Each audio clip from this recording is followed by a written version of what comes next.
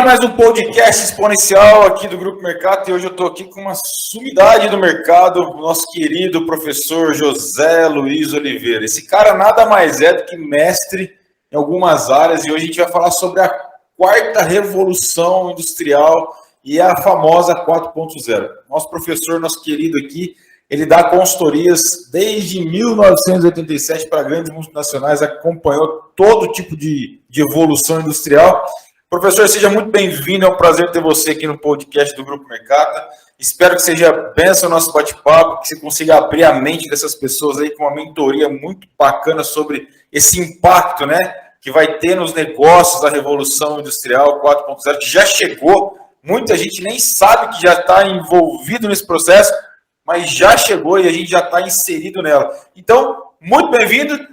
Faz aí um breve comentário e eu quero entrevistar você até o fim com pelo menos umas 10 perguntas para você desmistificar para a gente todo esse mistério da Revolução 4.0. Muito obrigado, professor Matheus, que tem o sobrenome de Mercata. Mas vamos lá, para mim é um prazer estar aqui. Eu já venho falando desse tema há bastante tempo, vários anos, desde que começou em 2012, né, a origem da quarta Revolução Industrial. Muita gente não sabe por que quarta. Evidentemente que teve primeira, segunda e terceira. Tá? Eu tenho algumas graduações, algumas pós e mestrado em administração com foco em finanças internacionais. Mas como eu fiz cursos na área de eletrônica e mecânica e trabalhei durante 32 anos em indústria, eu vi a evolução a partir da segunda revolução industrial. Tá? Eu vou tecer alguns comentários sobre essas 4 revoluções, mas dentro do contexto, para a gente seguir aí uma ordem cronológica das perguntas. Só me apresentando, né? Eu moro em Recife, tenho empresa de consultoria e cursos. Atualmente a gente tem 30 cursos da nossa plataforma de curso online e também sou aluno do professor Mercata, tá? Eu quero trazer para você uma mensagem, olha só, isso é muito importante. Nunca é tarde para se aprender. Abra sua mente. Se você acha que já sabe de tudo, já está equivocado. Eu me surpreendi quando você se inscreveu aí no Exponencial. Eu falei, nossa, o professor está aqui agora a responsabilidade aumentou, né? Mas vamos lá. Mas vamos lá, professor, vamos lá. Afinal de contas, conta pra gente aí, o que é, né, a indústria 4.0? Muitos de nós temos ouvido falar sobre esse assunto, né? Mas eu gostaria de saber, com certeza, né, o nosso público também, o que é essa indústria que surgiu 4.0? Conta pra gente aí. Falando bem rapidamente, porque o objetivo não é dar uma aula de teoria geral da administração, nós tivemos a primeira revolução industrial, que foi a saída do homem do campo para a cidade. Isso. Por que se deu essa migração? Porque foi inventada a máquina a vapor. Falando rapidamente, desde a história da humanidade, é importante você saber essa lacuna de tempo, desde a história do homem, que se tem conhecimento, até a primeira revolução industrial, o trabalho era artesanal. Então, a primeira revolução industrial foi a primeira grande disruptura. O que é disruptura? Esse termo tem a ver com quebra de paradigmas e mudança de comportamentos. O homem saiu do campo para a cidade. Por quê? Isso em escala global. Porque foi inventada a máquina a vapor. Antes o trabalho era artesanal, cada um fazia seu utensílio. Com a invenção da máquina a vapor, você teve, consequentemente, a invenção do navio a vapor, do trem a vapor, do carro a vapor, e a diminuição do tempo entre as cidades fez as cidades crescerem, diminuir as distâncias e proliferar logística no mundo todo. Então, você podia fazer uma viagem de navio que não passava mais 3 meses, 6 meses com o navio a vela ou a remo. O navio era movido a vapor, que nada mais é do que a queima da madeira, gerando uma temperatura que faz a água entrar em ebulição e movimenta turbinas com vapor de água. A segunda revolução industrial foi acompanhada de 2 grandes invenções. Primeiro, a utilização do petróleo em larga escala como combustível fóssil. Então, aquelas máquinas que eram a vapor começaram a consumir gasolina e óleo diesel. E se tornaram independentes, né? E elas se tornaram mais independentes. Mais independentes, mas a gente tem que ter consciência que a primeira revolução industrial ela permaneceu durante muito tempo em paralelo com a segunda. Porque nem todas as empresas se modernizaram. Veja bem, utilização de combustíveis fósseis e eletricidade. As leis da física já existiam, faltava um meio econômico e comercial de transformar a eletricidade em algo viável. Então, nós temos Thomas Edison como um grande propulsor disso, que foi o inventor da lâmpada, que criou a General Electric, muito envolvido nesse processo. Para quem não sabe, para quem está pessimista com relação às vezes que você tentou e não deu certo, Thomas Edison tentou 2.000 vezes até ter uma lâmpada viável. Isso serve de lição para nós. Não desista da primeira tentativa, não desista da centésima, não desista da milésima. Um grande gênio da humanidade que criou a General Electric, que está até hoje. Depois eu vou falar um pouquinho sobre a GE para você entender o que é que ela faz. Turbina de avião, turbina de foguete, turbina para Boeing. É um dos maiores fabricantes de energia eólica do mundo. Então, ela está em vários segmentos, ok? E, professor, além de lâmpada e outras coisas, tá? Deixa eu te perguntar uma coisa, assim, qual foi o maior impacto, né, que é notável na nossa vida e na sociedade, né? Qual vai ser o maior impacto dessa indústria? Você consegue mensurar isso já? Essa indústria 4.0? Pulando um pouquinho as demais fases, mas eu vou direto ao ponto. Qual o maior impacto? As pessoas acham que indústria 4.0 é o modismo, quarta revolução industrial é um modismo que vai passar. De jeito nenhum, olhe para o seu pulso. Você já tem um relógio, você tem aí, ó, um smartwatch. Por que smartwatch? Relógio inteligente. Exato. Ele mede batimento cardíaco, mede seus passos, mede sua pressão arterial, seu nível de oxigênio. Ou seja, você tem um TI no seu braço. Há 10 anos atrás isso existia? Não, claro que não. Uhum. A indústria 4.0 começou em 2012. Klaus Schwab escreveu um livro, A Quarta Revolução Industrial. Esse livro foi mostrado no Congresso da OCDE, Organização para o Comércio e Desenvolvimento da Economia. Começou em 2011 em laboratório da Siemens, na Alemanha, em vários centros de tecnologia, mostrando uma nova tecnologia que consumia menos matéria-prima, que é essencial para a produção. E se o produto que você compra é caro, é porque, desde a origem, que a cadeia de suprimentos começa com a matéria-prima primária, todos os insumos usados para fabricar qualquer coisa, seu microfone, seu computador, sua câmera que está filmando, são feitos por matérias-primas. Se você faz isso com custo menor, evidentemente o produto final vai ser mais barato. Mais pessoas podem adquirir. E também tem a parte de sustentabilidade. O meio ambiente vai ser menos poluído.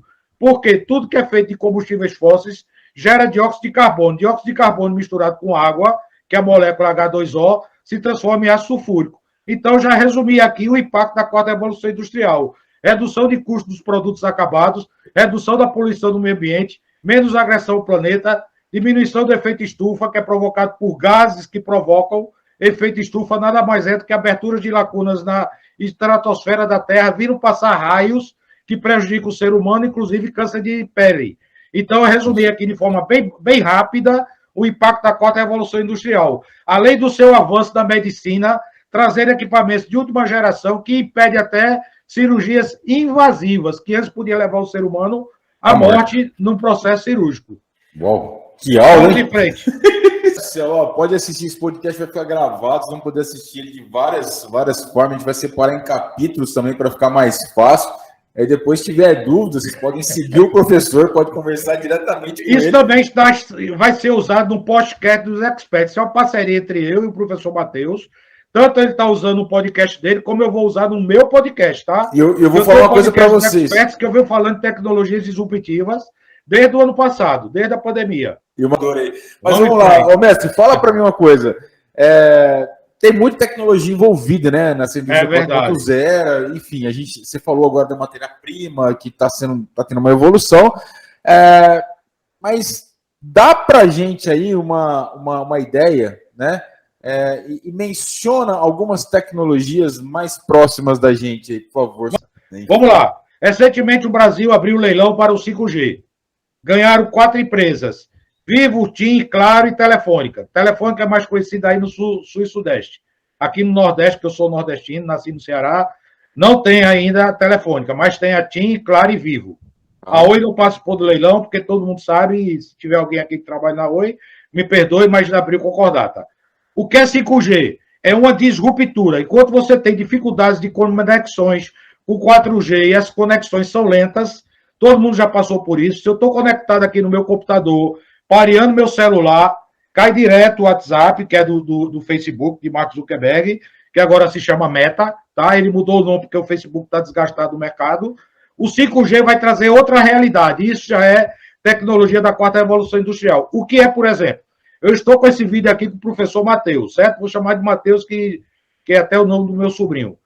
Pense assim, o 5G vai proporcionar nós fazermos essa live com holograma. É uma disruptura, não é?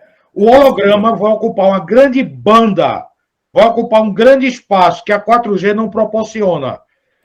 O que você consegue fazer com o 5G?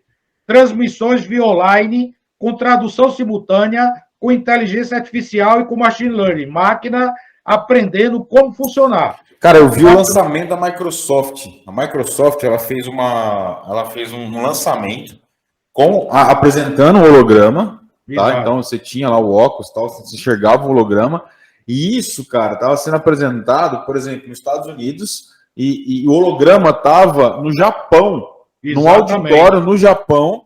Exatamente. E esse auditório, com mais de 300 pessoas, estava ouvindo em japonês. Porém, o cara que estava falando lá nos Estados Unidos estava falando em português. Então, eu não sabia que isso já era da Revolução 4.0. Eu vou lhe dar um exemplo. Os vídeos que eu gravo, inclusive vou subir um vídeo para o seu canal. Os ouvintes do canal, sejam bem-vindos. Não esqueça de clicar nas notificações, no sininho, se inscrever no meu canal do professor Mercata. Nós pulamos essa parte. Então, para que nós continuemos no mercado, precisamos que o algoritmo reconheça que nosso canal é relevante.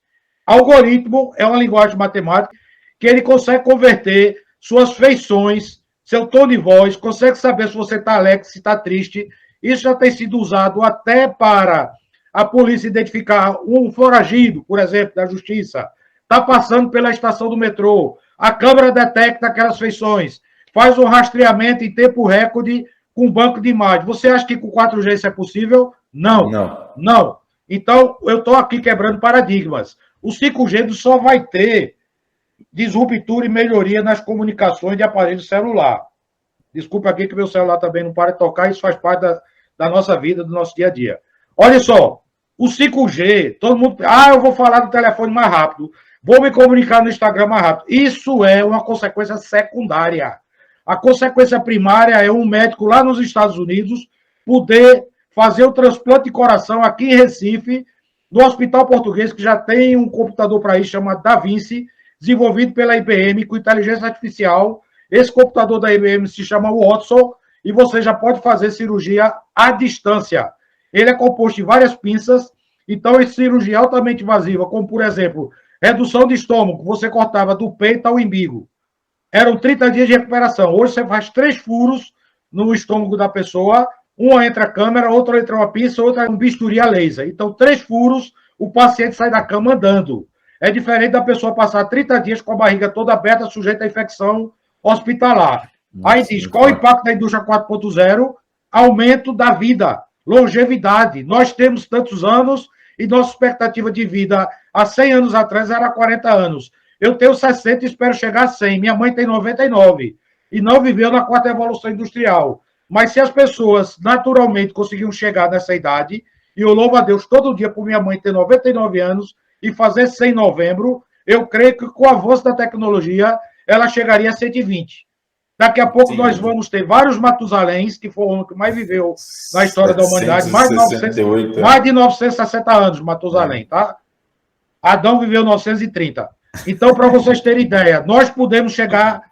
Aí tem os pensadores disruptivos, como Elon Musk, com Kurt Russell, com Pascal Finetti, são pessoas de um pensamento bem exponencial, como Larry Page, o fundador da Google, como o fundador da Amazon, que criou a indústria para explorar o espaço, a Blue Origin. Então, você tem aí vários pensadores que estão pensando na frente. O homem vai ganhar longevidade. Você perguntou quais são as tecnologias. A gente fala de Big Data, Cloud Computing, computação artificial, inteligência artificial, machine to machine, ou seja, máquina conversando com máquina, robótica avançada com inteligência artificial. Por que robótica e ensino é a 4ª revolução? Porque isso faz parte da 3ª, quando o computador chegou na indústria. Criado em 1968 por o inventor da Intel, pelo fundador da Intel, Gordon Moore, que criou a lei de Moore, tá? Mas isso é aula para outro podcast. Mas só para você entender, a 3ª revolução industrial trouxe a robótica. A robótica não é 4ª. 4ª é inteligência artificial no robô da 3ª. É machine to machine, ou seja, máquina conversando com máquina, com robô da terceira. É outro conceito. IoT, internet das coisas. São sensores que se comunicam com a central dizendo eu vou queimar, eu vou quebrar. O que isso representa? Redução de custo de manutenção. Eu que trabalhei a vida toda em indústria, já fui gerente de manutenção, custo de manutenção vai acabar no produto final. Esse custo tem que ser transferido para o cliente final. Se você reduz o custo de manutenção, o sensor dizendo que vai queimar e não gerando parada de emergência, evidentemente que esse custo de manutenção vai ser reduzido. Beleza? Beleza. Pergunta 3. Vamos lá, cara. Desculpa pela rapidez, mas eu sou assim mesmo, acelerado. Não, mas que e não adianta se eu falar devagar, você vai acelerar. Não, e se acelerar também, agora consegue ouvir também. Então mantém o ritmo aí, vamos embora, né? Mas, cara, dá uma, assim, de forma prática, né? O que a gente pode perceber no uso das tecnologias 4.0, no dia a dia? Tem alguma coisa muito específica no dia a dia que a gente convive com isso? Você falou do smartwatch. Existe uma universidade no mundo chamada Universidade da Singularidade, criada pela NASA e pelo Google, e agora está sendo patrocinada por grandes pensadores da atualidade, por grandes filantropos como Bill Gates, o fundador da Microsoft, que tem visto dessa universidade quebras de paradigmas nunca vistos antes da história da humanidade. Por exemplo, se você quiser medir a pressão intracraniana, antes você tinha que fazer um furo na cabeça, atravessar a massa craniana, ossos, chegar no cérebro, implantar o sensor e passar 24 horas medindo as suas ondas cerebrais. Eu estou falando de eletrocardiograma não, viu? Nem eletroencefalograma. Não tem nada a ver. Eu estou falando de pressão intracraniana. A pessoa sofre um acidente, tem uma lesão cerebral, e para o médico medir, todo mundo já ouviu falar disso, tem um piloto de Fórmula 1 que até agora está internado em coma porque foi inventado de esquiar e bateu com a testa numa árvore. Todo mundo sabe o que é que eu estou falando aí, Michael Schumacher, até hoje está no UTI, estado vegetativo. Para medir a pressão do crânio dele, que cresceu porque o sangue espalhou e uma hemorragia gera dilatação das células do cérebro, vamos dizer assim. O cientista da Universidade da Singularidade desenvolveu um diadema parecido com esse meu headset aqui, ou eu posso dizer que o diadema pode ser usado também nesse formato. E a cirurgia não é invasiva. Esse diadema, tão simples quanto esse meu headset, com a bateria nele, ele vai conseguir gerar uma frequência, entrar no seu cérebro, medir a pressão intracraniana e medir todas as ramificações da hemorragia, ainda gerando imagem tridimensional para o meio externo. Onde nós tínhamos ouvido falar disso. Agora eu falei devagar para dar ênfase, isso faz parte da pedagogia. ênfase. Onde nós tínhamos ouvido falar disso? O meu colega perguntou de forma prática. Você quer coisa mais prática? Quanto custa esse diadema? $1.000. Nossa. Dá para comparar? Isso vai ser disseminado em todo mundo, todo hospital, todo UTI, toda UPA vai poder comprar um diadema desse. E para você que não sabe, quando você faz esse exame, várias pessoas saem com sequelas cerebrais. Pessoas que ficam em estado vegetativo, pessoas que ficam tetraplégico. Você quer comparar e você usar o diadema e não correr esse risco? Quanto vale uma vida? Então, eu já te respondi. Mensurável. Eu já te respondi com um exemplo que não tem comparação, fora outras tecnologias. Tá, como, por exemplo, o smartphone da Tesla, que vai poder se comunicar com esse diadema. Elon Musk já desenvolveu um smartphone que ele vem com bateria solar que você carrega no meio do deserto do Saara. Alguns dizem, mas se eu levar uma célula solar, eu também carrego. Tu vai levar numa picape Land Rover 2 toneladas de equipamento para carregar teu celular. Eu estou falando do smartphone. Com ele vai captar as ondas do sol, vai transformar a energia no próprio celular e vai se comunicar com os satélites da SpaceX numa linha específica chamada Neuralink. Então, você vai ter contato tanto de comunicação como de energia com o celular autônomo. Isso é uma quebra de paradigma, porque você não vai precisar carregar aquele infame daquele carregador que todos nós já esquecemos, todos nós já quebramos, já quebrou fio, já não funcionou, onde você foi era uma tensão, o seu carregador era outra. Então, eu estou falando aqui de quebra de paradigmas, sem falar de outros paradigmas, como o veículo autônomo e o veículo aéreo. Vamos em frente, meu querido? Caraca, só um parênteses, né? Eu já ouvi falar desse smartphone, que vai ser uma comunicação vertical e horizontal, né? Onde a gente vai ter uma comunicação que a gente vai ter o acesso de dados via satélite e a comunicação terrestre, que seria horizontal, só para deixar um pouquinho mais prático. Entre as pessoas, só que ele só está sendo fabricado em tecnologia 5G, Não tem sentido eu criar um produto que já sai obsoleto. Tá? Eu estudei, eu não sei se você sabe, não sei se eu te contei isso, mas eu trabalhei na Nokia, lá da Finlândia. E sempre tive Nokia, faliu porque não enxergou o futuro. Não, Steve Jobs, desculpa, fundador da Apple, mostrou o iPhone que você teclava no vidro. Isso. E as pessoas tinham Nokia finlandesa. A Nokia tinha tudo para se projetar no futuro, assim como a Polaroid, que foi fundada pelo inventor da máquina fotográfica, e não viram o futuro e a máquina digital superou, e o smartphone com tecla no vidro, com imagem em toda a área do vidro, evoluiu. Superou a Nokia, superou a Motorola, superou vários fabricantes que se consideravam intocáveis, mas não viram a disruptura, como muitas empresas hoje não vêem a disruptura que estamos passando, infelizmente vão ser atropeladas pela tecnologia. Não é que não tenha gente inteligente, não é que não tenha gênio nessas empresas, mas as pessoas costumam deitar nos ouros que colheram e não sair. O nome disso é zona de conforto. É preferível você lucrar com o que você já sabe do que entrar numa greenfield, ou seja, um campo verde a ser explorado. Infelizmente, assim funciona o ser humano desde o homem das cavernas, que é um pensamento linear. A gente está falando de um pensamento exponencial. Exatamente. É outro tema para outro podcast, pensamento exponencial. Galera, vocês estão gostando? Coloca aí o comentário, faz pergunta aí para o nosso professor. Vê quanta gente está entrando. Obrigado aí, meus alunos, viu? Muito obrigado por estarem aí. Esse é um dos podcasts mais ricos de informação que eu já fiz aí em toda a minha história. Esse aqui deve ser o 18º podcast. Eu também já fiz muitos podcasts e nunca tive o prazer de ser entrevistado por alguém também que tem uma visão disruptiva. Tem um cientista na Universidade da Singularidade que conquistou 19 doutorados. Todo dia eu aprendo, como eu estou aprendendo com o professor Matheus Mercato, sobre marketing digital, porque é uma nova tecnologia. Eu conheço marketing 1.0, 2.0, 3.0. Marketing físico. Eu já fui diretor de faculdade que ele divulgava curso entregando folheto do sinal, botando outdoor na cidade, 50 outdoor, botando atrás do ônibus o anúncio do curso. Alguém vê isso? Não, você quer encontrar sua propaganda no seu smartphone. Você quer se divertir no Instagram e ver o anúncio e por acaso clicar nele. Exatamente. Você quer digitar a palavra-chave no Google e ver o que você quer e por acaso cair no anúncio. É assim que funciona o marketing. Eu não acompanho essa evolução, mas estou estudando. Assim como eu aprendi Indústria 4.0, eu também posso aprender marketing. Tá? E vai aprender, cara. Qualquer um de nós pode aprender o que quiser. Isso serve de estímulo para você, não é me gabando, não. Se eu aprendi, se Matheus aprendeu, tem curso sobre isso, dá curso há mais de 10 anos sobre isso, por que você não pode aprender?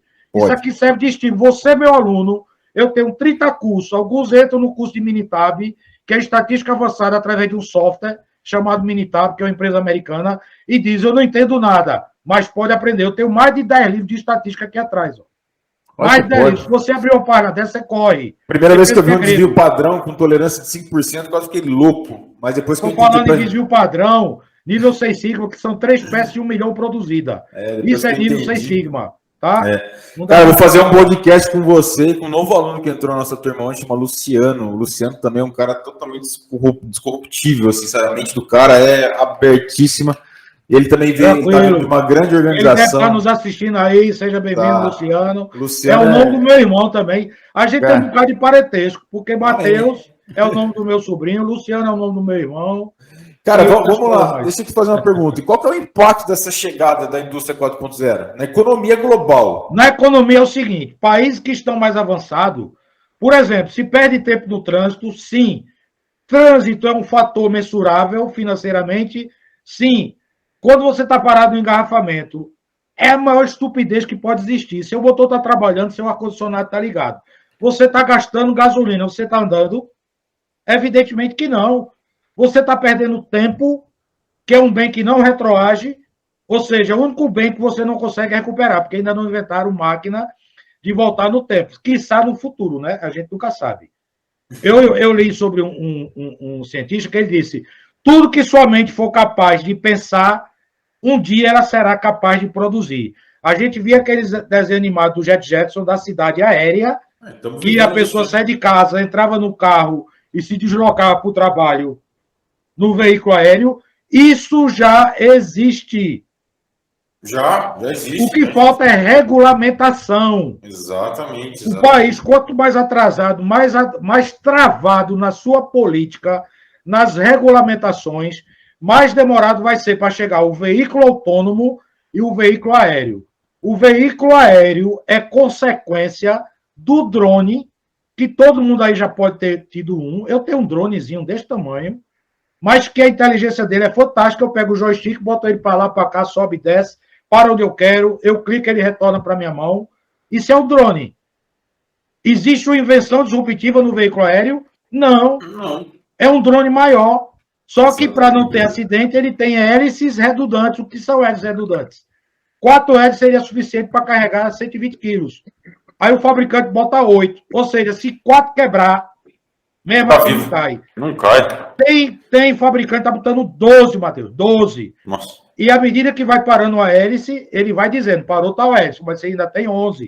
Cara, com 4 ele voa. É a teoria do avião também, né? Não mudou muito, ele só evoluiu, né? Os maiores fabricantes de aviação do mundo, você pensa que é brincadeira. A Embraer no Brasil, a Boeing, a Tesla, a Toyota, a General Motors, a Ford, todos os fabricantes de veículos convencionais estão desenvolvendo veículos com bateria, até desenvolver uma bateria inovadora de íon lítio. Aí pode dizer, íon lítio já existia, meu celular tem íon lítio. Tudo que eu falar aqui, o cara diz assim, já existe, você está enganado. A Tesla desenvolveu uma bateria de íon lítio em pequena dimensão, que ela armazena 5 vezes mais do que qualquer bateria de íon lítio existente na Terra. O que é que isso faz? Torna o carro mais leve. Antes, a autonomia dos primeiros carros movidos a energia com bateria ou energia solar, pode-se dizer, na capota do carro, captando luz solar ou carregando na eletricidade a bateria, tinha autonomia de 200 km. O veículo da Terra tem 540 km. Você anda com tanque de gasolina, 540 km? Não. Então, o carro já tem mais autonomia do que seu carro tem com veículos movidos a combustível fóssil. Dá para comparar? Qual a diferença da bateria de íon lítio recarregável? Não polui o meio ambiente, não tem efeito estufa, não tem chuva ácida.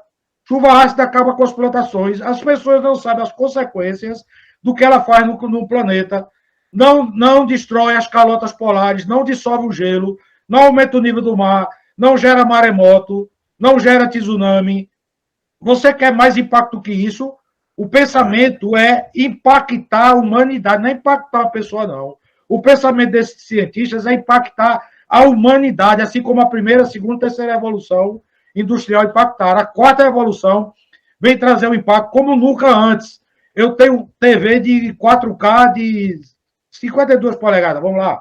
Quanto era a TV LED ou de plasma há 10 anos atrás? Só rico comprava.